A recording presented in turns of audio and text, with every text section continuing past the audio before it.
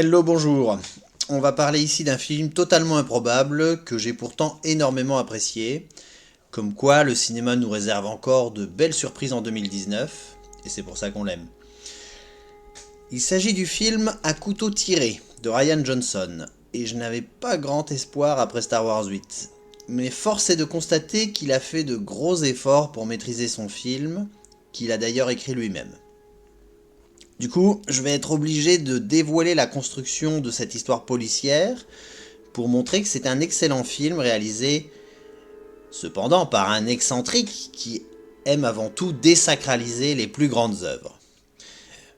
En fait, il s'agit d'un pastiche d'un roman d'Agatha Christie, une œuvre à la manière d'eux, et autant le dire tout de suite, il s'attaque à un monument de la littérature mondiale. Ces livres sont des chefs-d'œuvre du roman policier avec ceux de Conan Doyle et John Dickson Carr. Néanmoins, ils ont un atout supplémentaire, car leur langue et leur rythme en font une œuvre littéraire sans égale, et de fait, il me semblait très difficile d'imiter la reine du polar, en tout cas à l'écrit.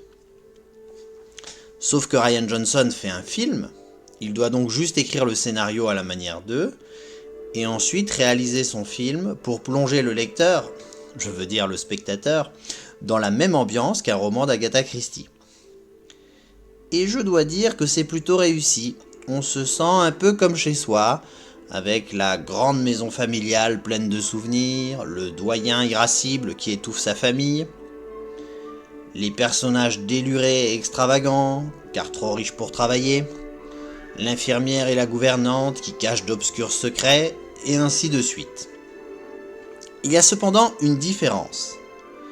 Car au bout d'une demi-heure, le mystère est dévoilé, et Ryan se moque de nous, c'était si simple.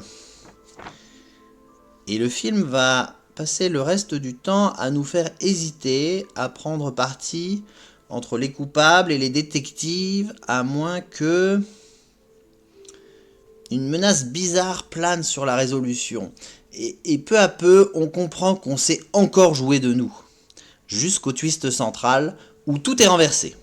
Et là je pèse mes mots, je n'ai jamais vu une révélation qui bouleverse autant l'ordre établi.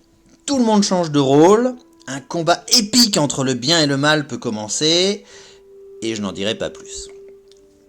À partir de là, la fin est quand même prévisible, et Ryan continue à se moquer de nous en exploitant les payoffs du début du film. Mais voilà, tout est dans la nuance. Le réalisateur a su doser chaque élément d'humour et du pastiche pour titiller notre attachement à la grande Agatha Christie, sans dépasser les bornes. Un personnage souffre d'un problème physique quand il ment, c'est irréaliste et drôle, mais compatible avec l'esprit du roman policier. Un fer à repasser atterri dans Star Wars 8, c'est totalement irrespectueux envers la science-fiction. Un personnage a envie de vomir, c'est choquant mais réaliste. On traite une otarie indigène pour du lait vert, c'est obscène et inutile.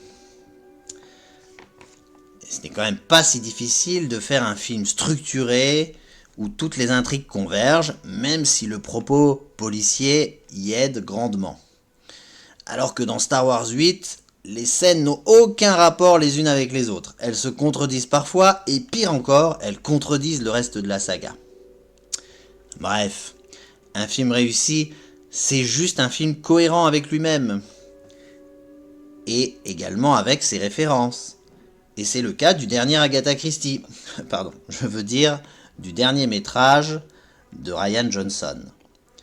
Foncez donc le voir avec d'autres films au cinéma. Et d'ici la prochaine, portez-vous bien dans les salles obscures, bien sûr.